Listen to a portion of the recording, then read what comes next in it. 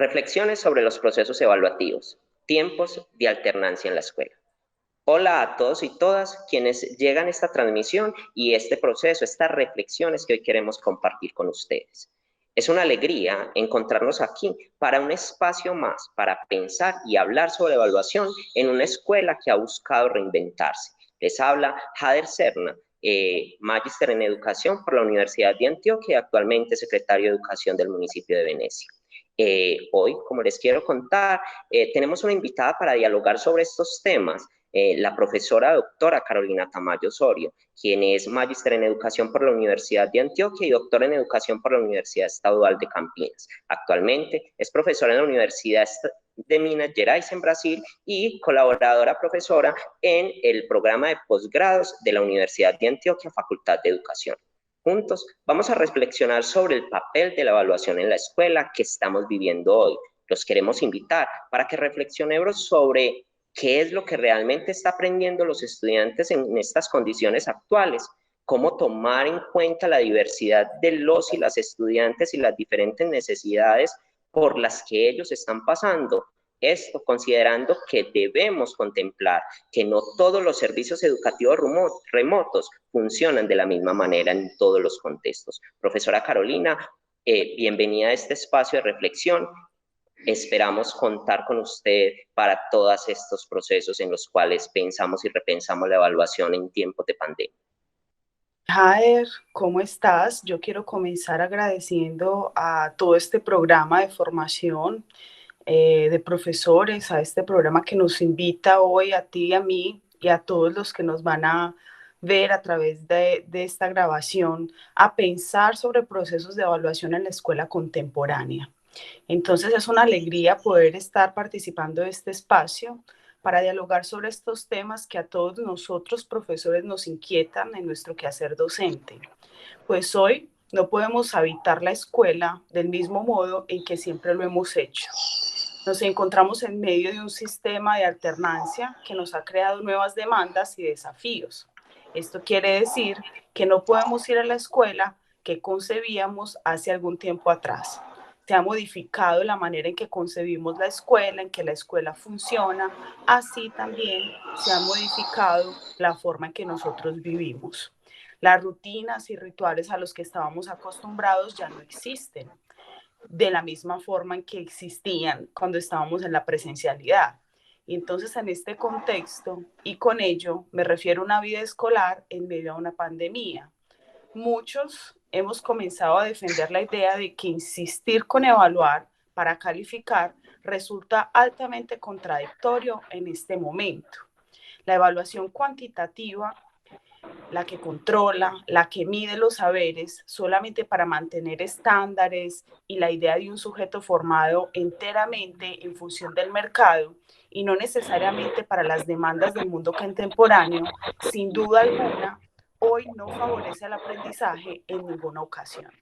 Entonces nos encontramos frente a una realidad educativa que demanda de nosotros pensar, resignificar y reestructurar los modos en que nosotros nos acercamos a la evaluación en la escuela. Entonces yo te agradezco por la oportunidad de este espacio para reflexionar de un tema que nos toca a todos, a todos nosotros profesores en estos momentos históricos que estamos viviendo. Profesora Carolina, lo que usted nos comenta me hace pensar en los estudios sobre el currículo que ha venido realizando a través de un periodo considerable de tiempo los profesores Tomás Tadeo da Silva y el profesor Alfredo Veiganet, los cuales proponen otras vías para superar la visión de la educación, que mantienen como centro la docilidad de los sujetos y la sujeción de los mismos. Inclusive esto conversa mucho con la perspectiva y los estudios realizados en sus diferentes investigaciones Michel Foucault. Y con ello, inclusive nos invitan a pensar más allá de la pregunta ¿qué enseñar? para pensar a quién enseñamos, qué papel cumplen los sujetos en la escuela y a quién evaluamos. Es decir, se le da un fuerte y un fundamento a lo que es considerado esas subjetividades al interior de las escuelas y más en tiempos de pandemia, dando importancia inclusive a las realidades que se tejen al interior de unos contextos educativos, como también nos lo enmarca en su momento Sánchez Amaya, quien ha venido investigando en Colombia lo referente al dispositivo de evaluación, buscando la manera de entablar diálogos de saberes entre esos conocimientos estructurados, presentes en los currículos escolares y en las realidades cotidianas a las cuales se enfrentan los estudiantes día a día y los mismos profesores y profesoras en sus diferentes contextos. Es decir, va en busca de otras maneras de ser y estar en la escuela, la cual la evaluación no debe ser ajeno a todas estas realidades y todos estos contextos en los cuales están permeados los sujetos de la escuela. Jade, yo entiendo eso que tú nos estás comentando, que viene a través de las voces de estos investigadores, como un llamado al fomento de lo que podríamos llamar justicia curricular. Es decir, pensar los currículos que no estén centrados en contenidos, sino currículos que puedan estar centrados en la problematización de la vida, usando conocimientos culturalmente constituidos que a veces se escapan al contexto de los currículos prescriptivos, ¿cierto? Tanto desde lo científico como desde las prácticas no escolares. Entonces, esa justicia curricular no solo se centra en los conocimientos científicos como algo importante que nuestros niños, jóvenes y adolescentes deben aprender en la escuela, además de otros elementos que constituyen nuestra subjetividad como seres humanos que se aprenden en la escuela, sino también aquello que se queda por fuera del sistema preestablecido homogenizante, considerarlo como elemento fundamental para interactuar en el ámbito escolar y para modificar los currículos, ¿cierto? Donde el conocimiento se convierta en una pieza clave para el desarrollo personal, social y comunitario, no solamente con el objetivo de evaluar para dar una nota o para dar una calificación. Y mostrar con amor, confianza y mucho respeto a los estudiantes que es posible aprender al problematizar fenómenos socioculturales que hay en nuestros contextos, problematizando nuestras realidades contemporáneas. Y además, mostrar que desde el terreno de la afectividad también se logra avanzar en la esfera de la equidad y el reconocimiento del otro. Evaluar cualitativamente podría ser una opción en estos momentos. Evaluar desde el uso del conocimiento en las prácticas socioculturales. Cuando evaluamos con nuestros estudiantes, cómo nuestros estudiantes usan el conocimiento, lo podemos hacer de una forma constructiva desde la práctica, sin tener como necesidad primaria colocar una nota, un número que supuestamente definiría el rendimiento académico del estudiante en un contexto en el que queremos entender que somos más que números y estadísticas, que es este contexto de la pandemia. Son tiempos de alternar,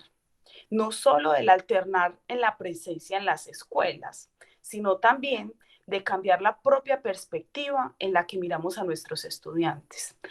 y en la que miramos el conocimiento, en la que miramos la producción de saber en la escuela.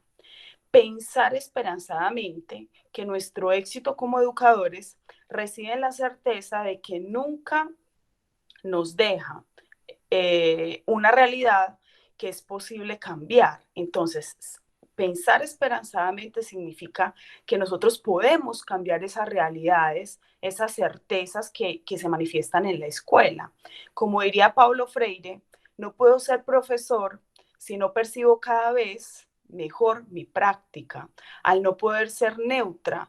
esto exige de mí una definición, una toma de posición, de decisión, de ruptura. Exige de mí escoger entre esto y aquello. Entonces, es la posibilidad que nosotros tenemos en este momento en el que nos encontramos de cambiar las estrategias de control que hay en la escuela y modificar esto a favor de la vida, modificar esto a favor de las realidades de nuestros estudiantes para que ellos se sientan acogidos dentro de la escuela,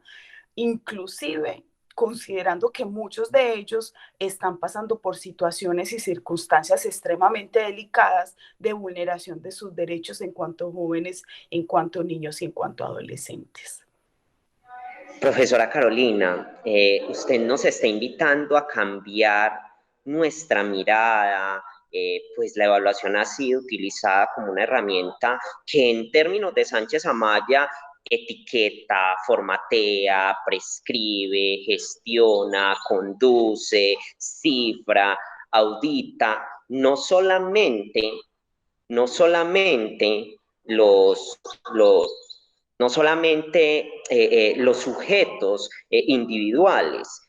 como colectivo, sino que a lo largo de su vida son sometidos a una multiplicidad de prácticas evaluativas que los etiquetan, los formatean, los determinan, los gestionan, señalando inclusive si avanzan o no avanzan, es decir, si retroceden o no, determinando incluso su inclusión o exclusión dentro de una escuela. Entonces, yo me pregunto lo siguiente: ¿cómo superar esta visión de la evaluación dominante, de la evaluación que conduce, etiqueta, prescribe y todas estas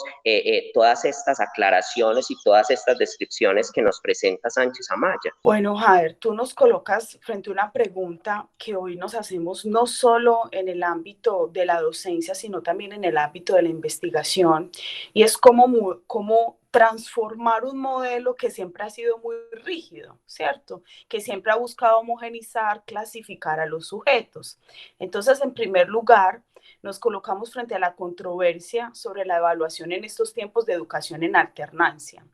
En su gran mayoría, esa controversia ha estado planteada en torno a los problemas de practicar una evaluación sumativa en este contexto, con el propósito de calificar, pensando que es posible que esto le garantice al maestro o maestra que su estudiante aprendió. Entonces, yo enseño y estoy garantizando a través de un sistema, de una evaluación sumativa que mi estudiante está aprendiendo. Entonces, hoy dudamos de eso. Es necesario dudar que cuando yo enseño siempre hay alguien que aprende, ¿cierto?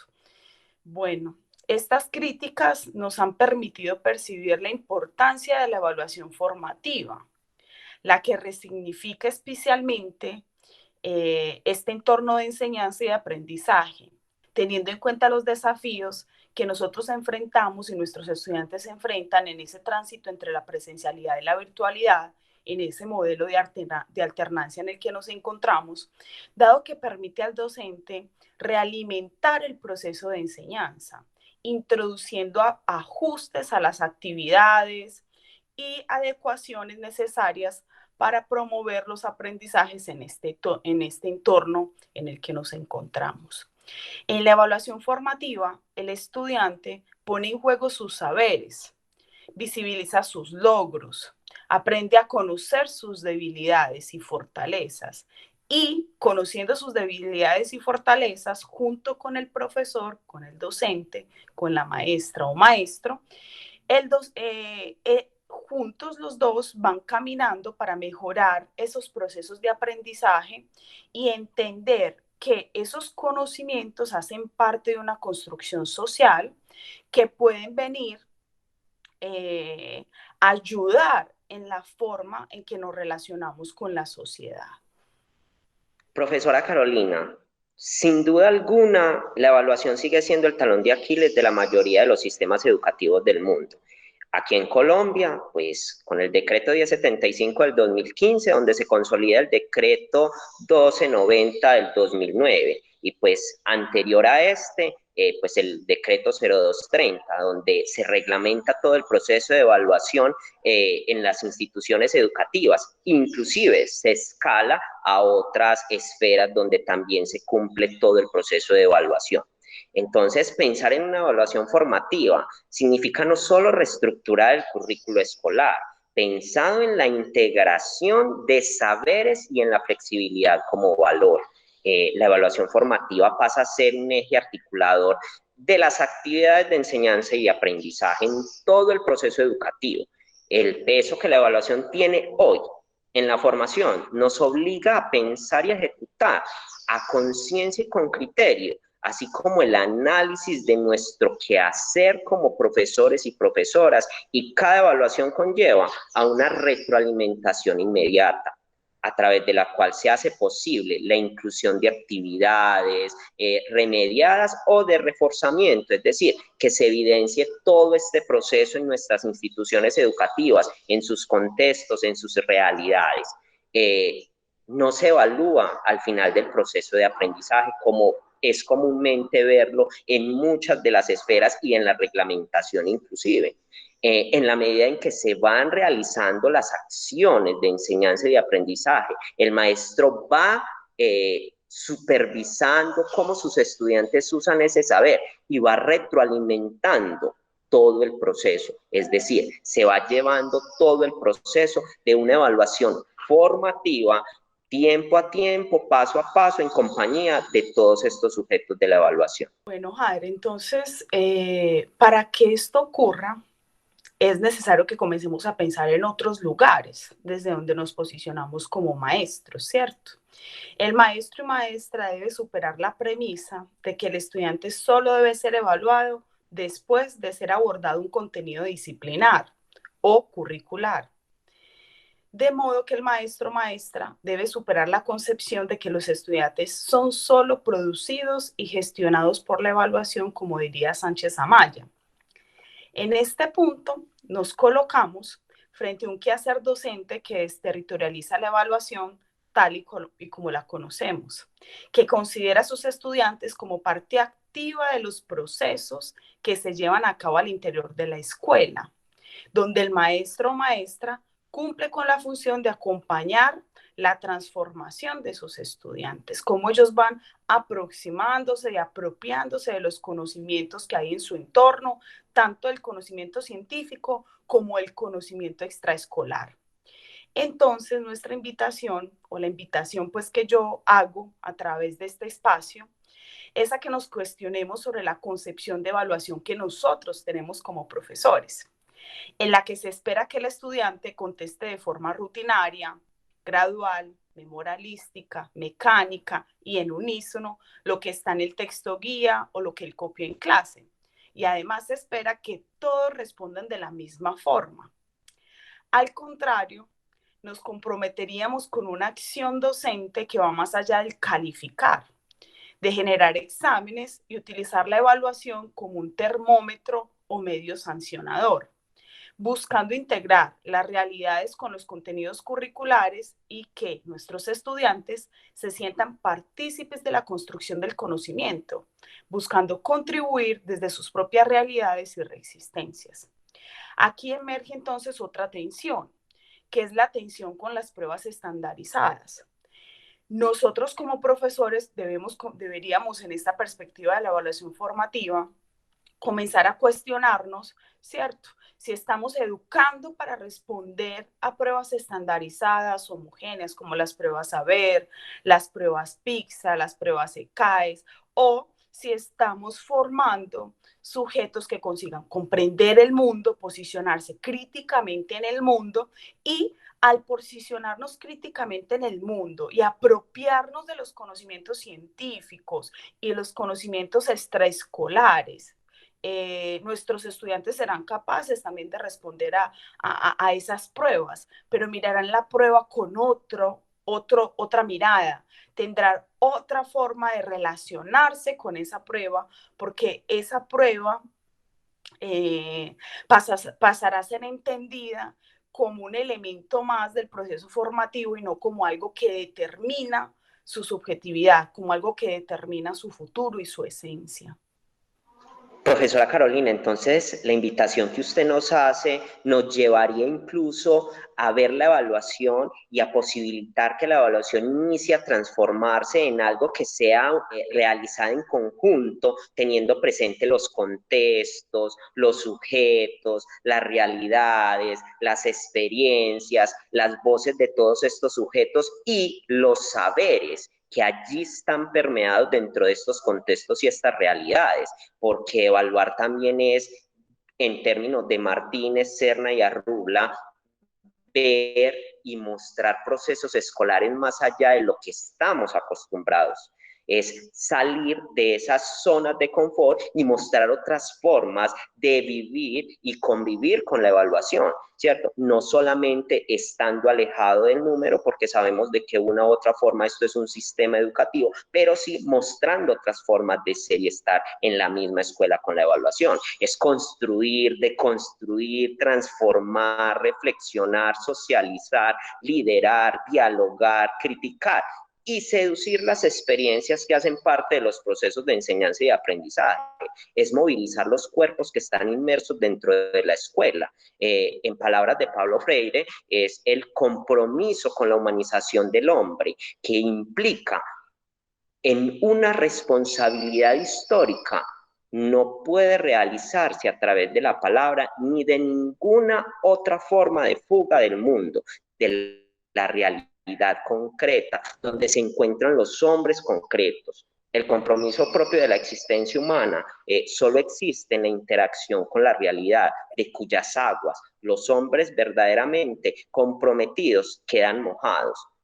ensopados. Solo así el compromiso es verdadero. Es decir, profe Carolina, su invitación es iniciar a buscar esas reexistencias y no solamente buscarlas, sino vivir esas reexistencias, de transgredir la evaluación homogeneizante en la escuela y más en estos tiempos donde se vive la alternancia educativa, para que nuestros profesores, profesoras, familias, contextos y estudiantes vivan la evaluación de otra manera. Jader, sin duda alguna, esta es mi invitación. Y esta invitación pues que yo hago dialoga con la normatividad del decreto 10.075 de 2015 y la ley 115 General de Educación de 1994, en las que se establece que todo proceso educativo en la escuela, como representación del Estado, debe estar unida a la familia para la transformación de las experiencias escolares, colocando el diálogo de saberes entre la escuela y los saberes cotidianos, es decir, un diálogo entre la familia y aquello que ocurre en la escuela. Entonces se piensa un proceso de evaluación formativa que involucra toda esa relación de nuestros estudiantes con la forma en que ellos viven, los lugares que ellos habitan, los territorios, los espacios, las fronteras, porque es desde allí donde la practicidad toma forma, permitiendo ir más allá del cumplimiento y reproducción de contenidos, desanclando la práctica de monitorear, vigilar, conducir y castigar, adquiriendo posturas que permitan confianza, liderazgo, procesos democráticos y de construcción colectiva, ya que la evaluación no está solo al servicio de quien aprende, sino también al servicio de quien enseña. Además, es un engranaje que posibilita otras formas de construir escuela, de crear territorios, de trazar proyectos de vida, de construir otras subjetividades. Como dirían varios investigadores del grupo Matemática, Educación y Sociedad de la Universidad de Antioquia, Oscar Charri, Diana Jaramillo, y también yo, en algunas de nuestras publicaciones siempre decimos que dando esto da lugar a la visibilización de otras nociones de escuela, de currículo, de evaluación, como las que están inmersas en las prácticas sociales de algunas comunidades, sean comunidades urbanas, rurales, indígenas, afrodescendientes. Entonces es crear otros mecanismos para transgredir las formas en que el Estado nos gobierna a través de sus dispositivos. Y crear esos mecanismos es crear formas de contraconducta. ¿Qué significa esto? Buscar otras maneras para conducir la enseñanza, otras maneras para conducir procesos de evaluación que son formativos, que se relacionan o se llevan a cabo a través de la propia enseñanza. Entonces, en cuanto yo voy acompañando cómo mi estudiante usa el conocimiento, yo me doy cuenta si él lo está usando correctamente, si no lo está usando correctamente, qué dificultades tiene, y allí yo estoy haciendo esa evaluación formativa porque consigo acompañarlo a continuar construyendo a través de las prácticas sociales que atraviesan su vida y a través de trazar un proyecto educativo que se construye con base en las realidades sociales y comunitarias y colectivas. Profe, esto que usted nos dice nos aleja demasiado e inclusive se trazan esas líneas de fuga, como lo diría Deleuze y Guattari, sobre la concepción de evaluación que crea prescripciones y prohíbe sobre otros el qué hacer y el qué aprender. En este caso, las y los estudiantes ordenados o imponiéndoles opiniones, porque de una u otra forma la evaluación prescriptiva y homogeneizante conduce a esto, así como impidiéndoles ejecutar algo que se sale de sus márgenes o de las márgenes de la evaluación prescriptiva y que está permeado en sus contextos reales, sus contextos familiares, sus contextos donde también se aprende, pues como nadie, absolutamente nadie tiene el derecho de negar a otro el derecho de soñar y la escuela debe de ser un espacio para soñar, para crear otras formas de ser y estar en esa escuela. Diría además que como profesores, como instructores de sociedad y como transformadores de vida que somos todos nosotros que estamos dedicados a la transformación de las escuelas y a vivir las escuelas de otras maneras con nuestras familias y estudiantes, debemos tener siempre presente que los territorios, los contextos y las escuelas en alternancia o en no bajo el modelo de alternancia poseen sus propias prácticas sociales, sus propias características y dinámicas, pues que al ser consciente de esas cosmogonías, de esas realidades, de esas vivencias, de esas características propias de la escuela, nos permitirán entonces entender lo que se argumenta en su tesis de maestría Martínez, Serna y Arrubla, lo siguiente: cada sujeto participa de una forma de vida diferente y son esas particularidades de los territorios las que les constituyen con la formación de una identidad, es decir, otra visión de la evaluación que sea más integral, que sea formativa, la cual mezcle no solo el conocimiento occidental como lo conocemos en nuestros currículos, sino también esos conocimientos que hacen parte de la vida diaria de nuestros estudiantes, de nuestras familias y de las escuelas. Sin duda alguna, Jader, yo concuerdo con eso que nos planteas. Y a partir de todo esto que estamos conversando y dialogando, yo cerraría nuestro encuentro de la siguiente manera. La evaluación, en una concepción emancipadora, se diferencia del resultado estático. Ella es parte de un proceso continuo que incluye esperanza como un marco de referencia, lucidez como la percepción de la realidad y acción para tomar decisiones. Nos dice Lucchesi que evaluar un alumno implica, antes de todo, acogerlo en su ser y en su modo de ser, como está, para a partir de ahí decidir lo que se hará. La disposición de acoger está en el sujeto evaluador y no en el objeto de la evaluación. El evaluador es un adulto de la relación en esa evaluación. Por eso él debe tener la disposición de acoger al estudiante. Él es el detentor de esa posición y sin ella no hay evaluación. Él nos coloca en el lugar del maestro. ¿Cuál es nuestra posición y qué podemos hacer nosotros para reinventar esa posición? Bueno, no es posible evaluar un objeto, una persona,